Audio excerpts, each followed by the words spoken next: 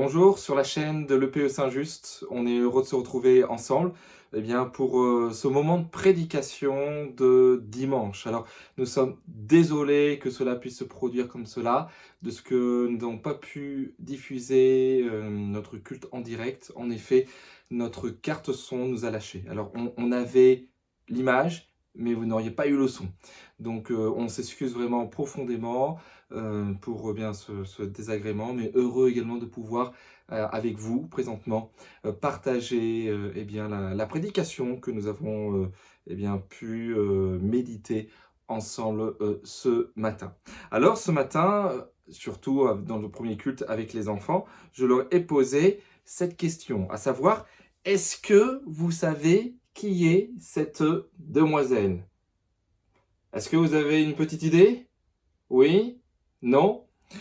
Cette dame, alors les enfants, ils ont tout de suite compris, hein, cette jeune fille s'appelle Mulan. Et elle est l'héroïne du film Mulan.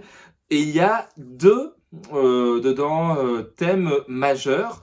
La première, donc c'est l'honneur, donc c'est lié à la culture chinoise. Et puis la deuxième, c'est une phrase qu'elle dit souvent, donc dans les deux opus, puisque comme ça a bien marché, ils en ont fait un second. C'est cette phrase qui est répétée souvent: fais selon ton cœur. Fais selon ton cœur. Vous savez, c'est la phrase qu'on trouve finalement souvent dans les films où à un moment donné, le héros est là et il ne sait pas quoi faire, il hésite quant à la marche à venir, et puis il y a un vieux sage qui lui dit: oui, fais selon ton cœur. Et soudain, il est pris de bravoure, d'héroïsme, et il s'en va conquérir son pays ou sauver le monde, etc. etc. Fais selon ton cœur. Dit comme cela, c'est très beau, mais qu'y a-t-il dans un cœur?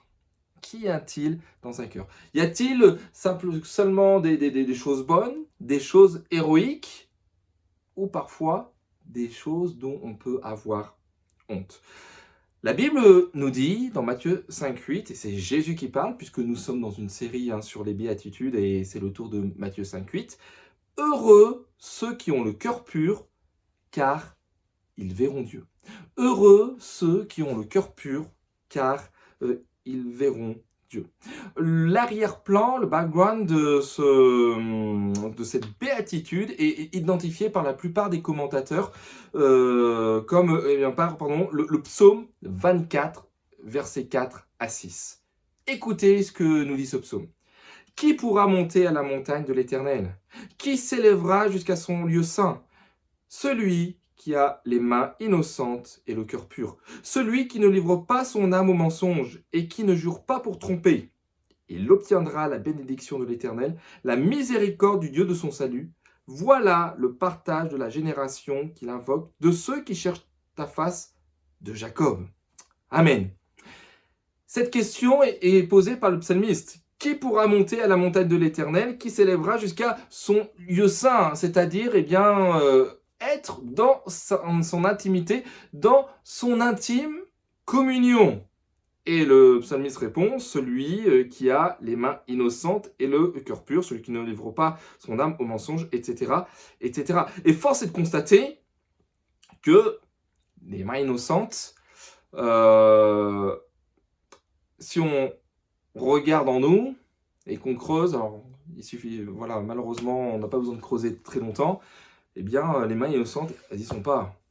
Le cœur pur, est-ce qu'il y est? Est-ce que on ne se livre pas au mensonge? On s'y est forcément déjà livré. Qui ne jure pas pour tromper? Malheureusement, nous avons tous usé de subterfuges pour tromper. Pour tromper. Cette recherche d'un cœur pur n'est pas qu'une lubie biblique ou qu'un idéal biblique. On le rencontre dans toutes les cultures. Dans toutes les cultures, il y a la recherche de pureté, et spécialement, celle du cœur. Déjà, alors pour simplement tourner autour des périodes où ont été écrits a été écrit le Nouveau Testament, on se rend compte bien, que dans la Grèce antique, les Grecs, justement, avaient nombre de cérémonies qui étaient liées à la notion de souillure. Elle était souvent initiée par un individu qui voulait se purifier d'un forfait qu'il avait commis. Parfois même, c'était toute une ville qui faisait cette cérémonie pour se purifier rituellement. Dans le cas des Romains, il y a également la très célèbre lustration romaine. Vous tapez lustration sur Internet et puis vous allez voir ce que cela peut être. Mais en tout cas, il y avait cette recherche de la pureté du cœur. Dans la Bible, et notamment le Nouveau Testament, on retrouve également, je dirais, ce concept, en tout cas, ce désir d'être purifié. Désir qui est bon, mais qui va être dénoncé par Jésus-Christ parce que les pharisiens ne cherchaient uniquement qu'une pureté extérieure. Écoutez ce que Matthieu 23, verset 26 dit. « Pharisiens aveugles, nettoie premièrement l'intérieur de la coupe et du plat, afin que l'extérieur aussi devienne net. » Les pharisiens étaient tombés dans l'illusion, je dirais, des païens idolâtres, de ceux qu'on a cités précédemment. Ils croyaient que la pureté extérieure allait infuser dans l'intérieur et ainsi que le cœur allait devenir pur. C'est finalement, comme on va le voir, tout le contraire de ce que nous dit l'Écriture. Si l'on veut être pur extérieurement, il faut que l'intérieur soit purifié précédemment. Oui, ce que le Seigneur veut nous proposer, et ce qu'il nous propose dans cette béatitude, bienheureux ceux qui ont le cœur pur, car ils verront Dieu. C'est plus qu'une pureté rituelle, mais une pureté de cœur, parce que sinon, on ne peut pas voir Dieu. Parce qu'on se souvient de certains versets qui nous parlent de pureté, qui nous parlent de voir Dieu. Et puis, par exemple, Exode 30, verset 20, l'Éternel dit « Tu ne pourras pas voir ma face, car l'homme ne peut me voir et vivre. » Et pourquoi cela? Parce que son cœur est méchant et tortueux par-dessus tout, nous dit Jérémie 19, verset 9.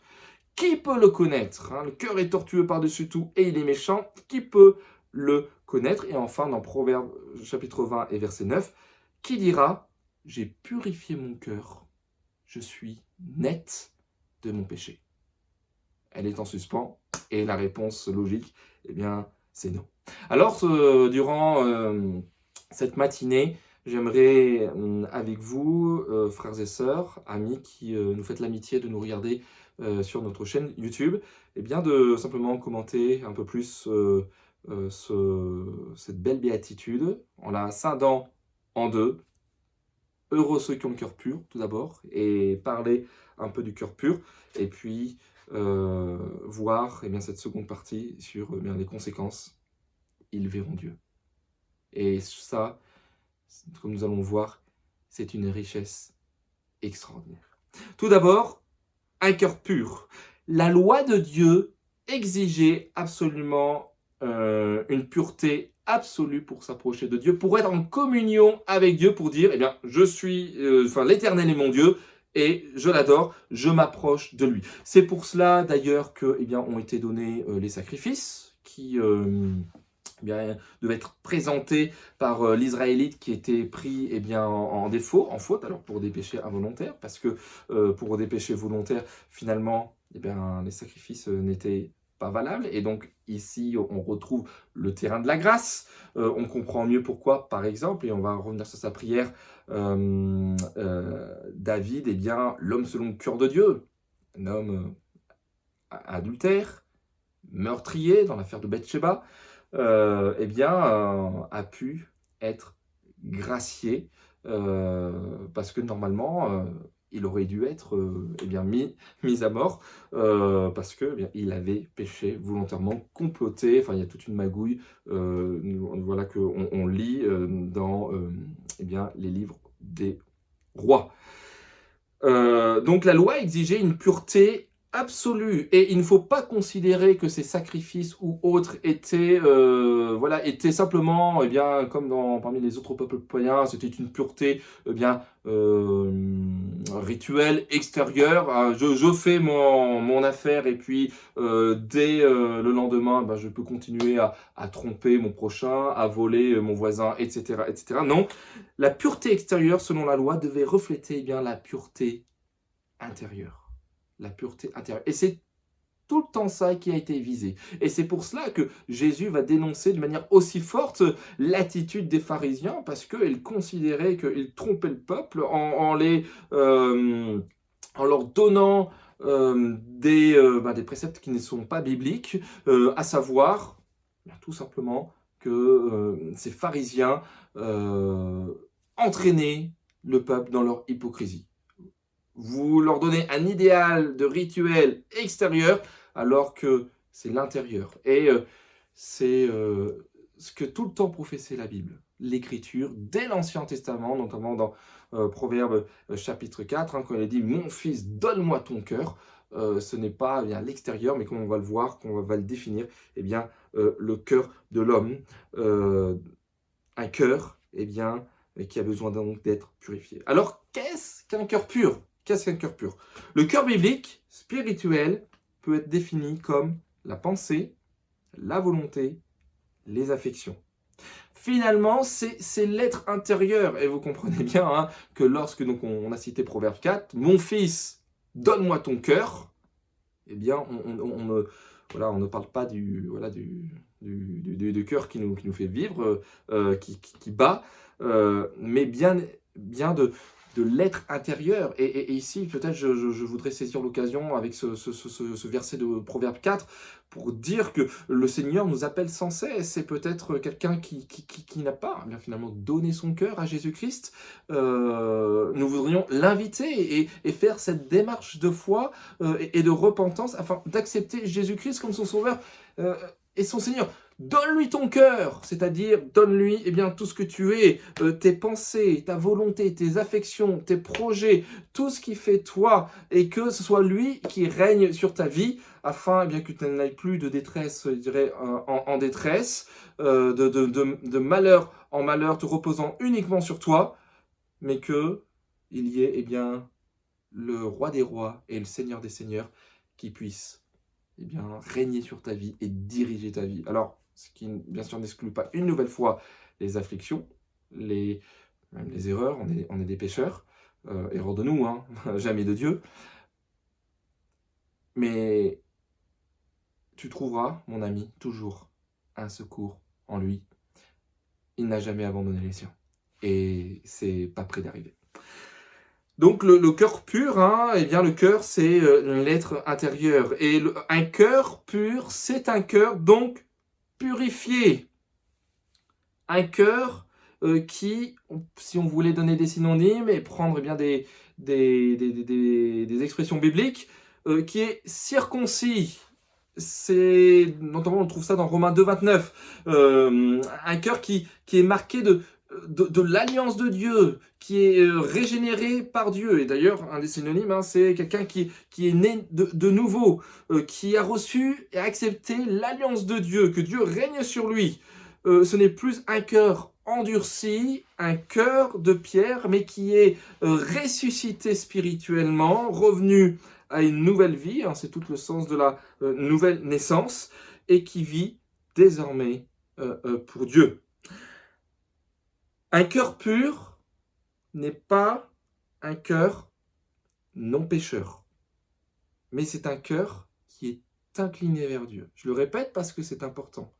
Et ce qui explique pourquoi David, par exemple, est considéré comme un homme un homme selon le cœur de Dieu, qui a un cœur pur. Et pourtant, on le voit pris en défaut dans des pièges grossiers. Mais un cœur pur, ce n'est pas un cœur non pécheur, mais qui est incliné vers Dieu, qui marche par l'esprit, qui désire être pur, qui est tout entier pour Dieu.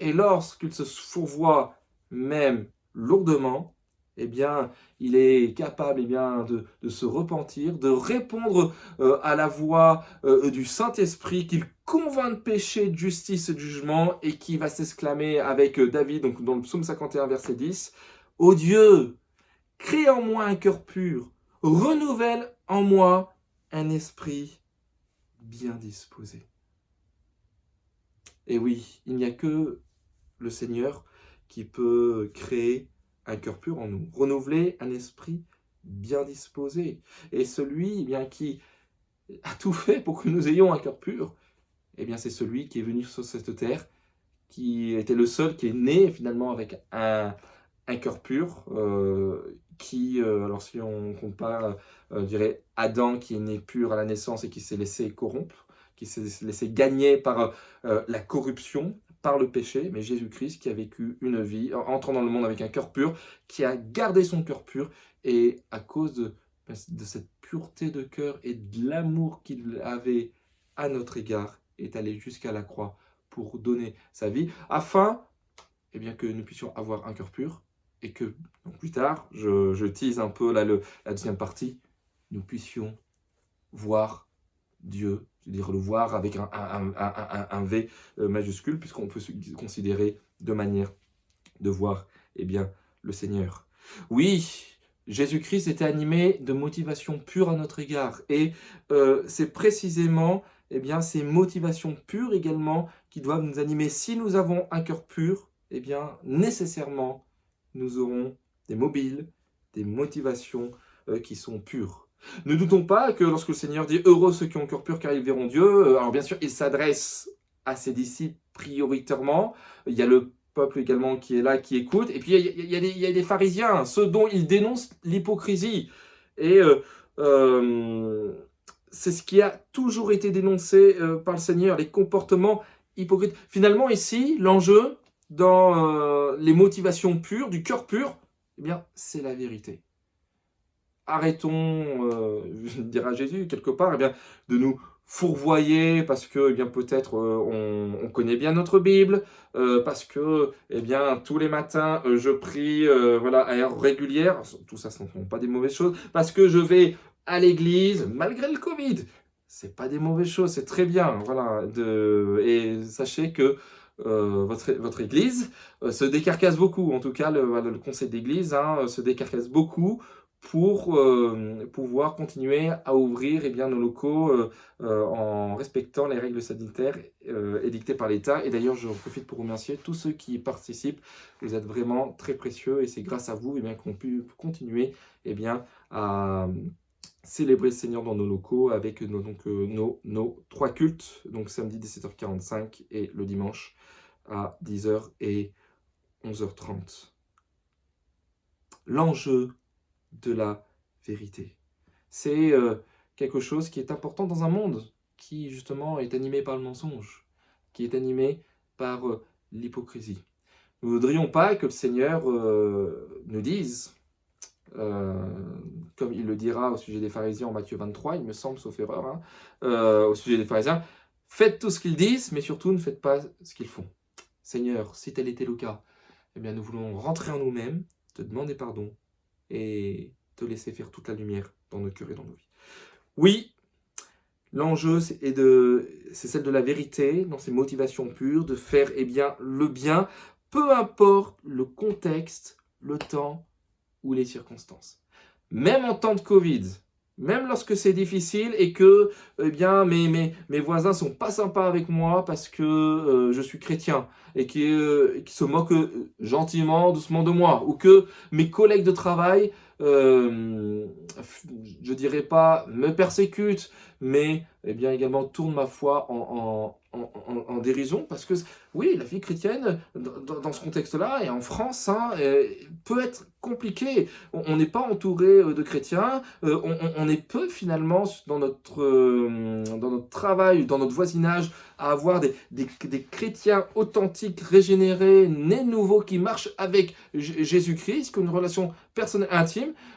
Et donc, oui, ça peut être difficile. Alors, mais Seigneur, aide-nous, fortifie-nous, et que ce cœur pur que tu nous as donné, que nous puissions l'exprimer par des motivations pures. Alors, comment on peut les mettre en application? Eh bien, il y a quelque chose de simple. Tout simplement, dans cette période de pandémie, alors, par exemple, hein, c'est juste un exemple, eh bien, le cœur pur, qui a des bons mobiles, qui veut le bien de l'autre, eh bien, portera un masque. Ah là là, là là. Objet de discorde, le masque. Voilà. Alors, quel que soit ce que l'on pense que ça protège efficacement, que ça protège pas, que le gouvernement en fait assez ou qu'il en a fait pas assez, qu'il est tout le temps en retard, que voilà, on n'est pas là pour gérer, être dans ce domaine de conviction, mais pour dire qu'est-ce que la Bible dit. Et la Bible, elle nous dit, tout d'abord, d'aimer notre prochain, et même comme nous-mêmes, d'aimer son prochain. Et le cœur pur, qui est animé des sentiments de Jésus-Christ, qui a été purifié par Jésus-Christ, et qui lui a donné ce cœur pur, va aimer son prochain. Et quand je mets un masque, ou quand, Peter, puisque je t'ai cité ce matin, tu mets un masque, et si tu es contaminé, au moins, tu me protèges et tu protèges tous les autres, ceux qui viennent à l'église notamment, ou ceux que tu croises dans un supermarché et qui ont peut-être une santé fragile. Toi, Peter, peut-être ça te fera rien, tu seras asymptomatique, voilà, où tu tousseras un peu, mais il y en a d'autres, ça peut être vraiment très dangereux, donc on veut être vigilant à cela. Ensuite, selon ce que nous dit également Romains 13, c'est respecter les autorités. Et lorsqu'on a un cœur pur, nécessairement, on cherche à respecter les autorités qui, bien évidemment, s'ils nous disaient d'abjurer notre foi, de persécuter les uns et les autres, bien sûr que là, on devrait se poser de bonnes questions, mais des autorités qui recherchent notre bien et le bien de la ville que nous habitons, du pays que nous habitons, je crois que c'est des choses que nous devons faire. Et du reste, le rôle de l'autorité, et pourquoi il a l'épée, c'est pour rechercher le bien de la collectivité. Romains 13, si tu fais le bien, tu n'as absolument rien à craindre. Et par contre, si tu fais le mal, si tu mens sur ta déclaration d'impôt, si tu fais un trafic qui n'est pas légal, là, tu as tout à craindre, et sache qu'un jour à l'autre, le Seigneur permettra que tu te fasses avoir. Voilà. Troisièmement, pourquoi porter un masque quand on a des motivations pures? Tout simplement, c'est honorer le faible. Alors peut-être que quelqu'un ici dit oui, mais moi le masque j'en ai marre. En plus, il y a certaines études qui disent c'est pas très efficace, c'est qu'une seule mesure politique. Oui, très certainement, peut-être que tu as le droit de penser cela, mais les autorités nous disent que c'est bien et que ça nous protège. Et moi, peut-être, qui suis faible, j'ai besoin que l'autorité me dise que c'est bien de porter un masque. Ça va me rassurer.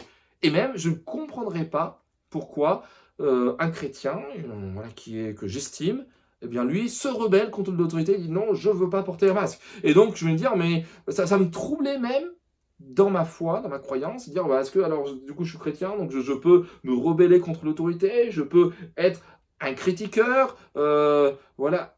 Et en tant que chrétien, comme nous allons le voir, merci Jean-Pierre pour le prochain message de dimanche prochain, nous devons être des artisans de paix, et ainsi porter un masque, c'est honorer le faible. Et enfin, quatrième raison, porter un masque si nous avons des motivations pures, c'est tout simplement faire un bon usage de la liberté pour la cause de l'Évangile.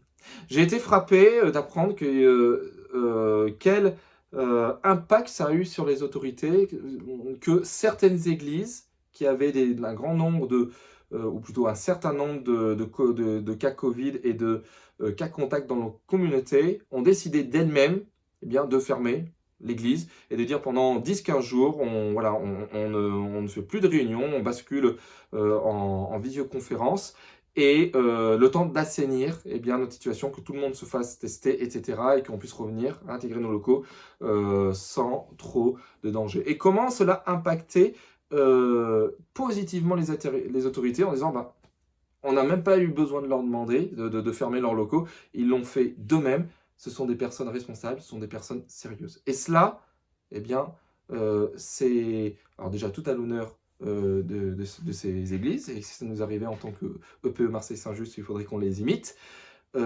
Également, cela rassure les autorités, et c'est un témoignage.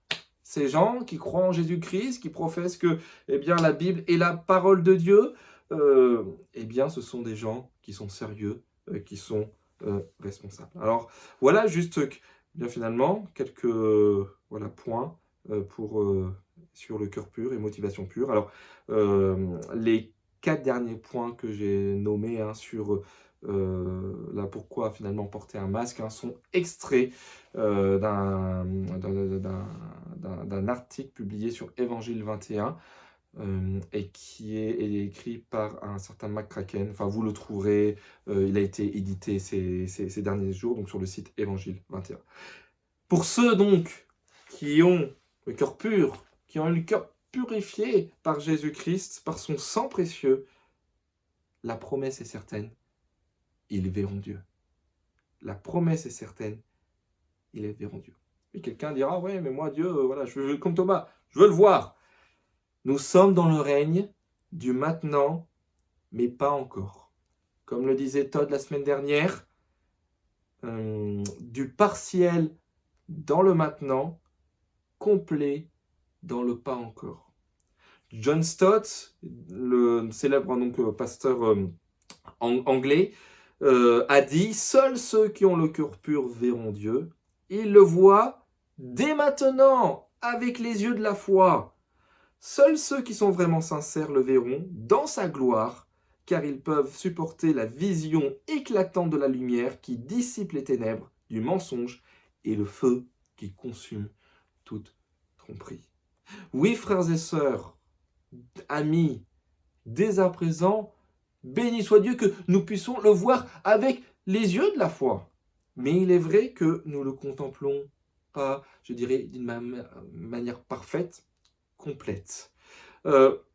Voir Dieu, eh bien, nécessite que eh bien, notre chair, qui est, je dirais, corrompue par le péché, eh bien, passe et que nous puissions revêtir l'incorruptibilité. Parce que rappelez-vous, on ne peut voir Dieu et vivre. Nous sommes, je dirais, des chrétiens, mais eh bien, nous sommes des pécheurs, sauvés par grâce. C'est en espérance que nous sommes sauvés. Et pour voir Dieu, nous devons être débarrassés eh bien, de cette nature pécheresse, eh bien, cette chair qui est tout le temps et encore attirée par le péché. L'apôtre Paul dira en 1 Corinthiens 15, verset 50, « Ce que je dis, frères, c'est que la chair et le sang ne peuvent hériter le royaume de Dieu et que la corruption n'hérite pas l'incorruptibilité. » Pour cela, eh bien, on a besoin de passer par une résurrection d'entre les morts, ou bien, si le Seigneur revenait avant, eh bien, qu'il nous reprenne et puis qu'il nous donne eh bien, justement un corps incorruptible, un nouveau corps. À ceux-là, à ceux qui ont laissé leur cœur être purifié par Jésus-Christ, qui auront toute leur vie eh bien, essayé et qui auront réussi à cause de l'assistance du Saint-Esprit de Dieu à marcher eh bien, dans la volonté de Dieu, ceux-là, eh bien, nous dit l'Écriture, verront Dieu. C'est la promesse que Jésus dit. Bienheureux ceux qui ont le cœur pur, car ils verront Dieu. Jean, dans sa vision des fins des temps et finalement de l'éternité, dira en Apocalypse chapitre 22 et verset 3, « Le trône de Dieu et de l'agneau sera dans la ville, ses serviteurs le serviront et ils verront sa face. » Et ils verront sa face, frères et sœurs. On le verra. Ne pensons pas simplement que c'est voilà, juste avec les yeux de la vue, mais nous serons dans une intimité, une communion parfaite. Tout ce qui peut, je dirais, nous amener parfois à douter, la pénibilité, le péché ambiant et ses conséquences, la maladie, etc., qui rendent finalement dure cette vie, auront disparu et on va laisser place à la perfection. Nous goûterons un bonheur parfait. Et frères et sœurs, c'est pour cela que Jésus-Christ dira « Heureux sur le cœur pur », parce que notre espérance n'est pas simplement de cette terre, mais nous visons, je dirais, un but bien plus grand, bien plus glorieux, bien plus précieux. Alors comment garder un cœur pur dans un monde impur et qui nous le rappelle tous les jours? Et Dieu sait combien, eh bien, nous sommes tentés d'abandonner, nous sommes tentés, eh bien, dans nos faiblesses. Voilà, la pression parfois se fait terrible et ce cœur pur, eh bien, voilà, on serait tenté de dire, eh bien, voilà, c'est plus fort que moi, il va y avoir de la sueur qui va y rentrer. Eh bien, pour cela, frères et sœurs, pour résister, serrez la promesse de Matthieu 5,8. Vous qui avez le cœur pur et qui désirez et qui cherchez eh bien, à garder ce cœur pur, vous verrez Dieu. Nous verrons Dieu. Et que le Seigneur, frères et sœurs, nous aide. Une des conséquences de la pureté du cœur, également, nous l'avons vu, c'est dans des motivations qui sont pures. C'est de vouloir se réconcilier avec son prochain, d'être tout simplement des artisans de paix. Mais ça, c'est la prochaine béatitude, c'est le verset 9. Et je ne voudrais pas empiéter sur le domaine de compétence de Jean-Pierre, donc, qui traitera cette béatitude la semaine prochaine. Je vous souhaite vraiment une très bonne fin de journée, une très bonne semaine. Gardez le cœur pur, faites tout. S'il y a une défaillance, demandez pardon au Seigneur, repentez-vous sincèrement et assurément, on verra Dieu. Que Dieu vous garde, vous protège. À très bientôt.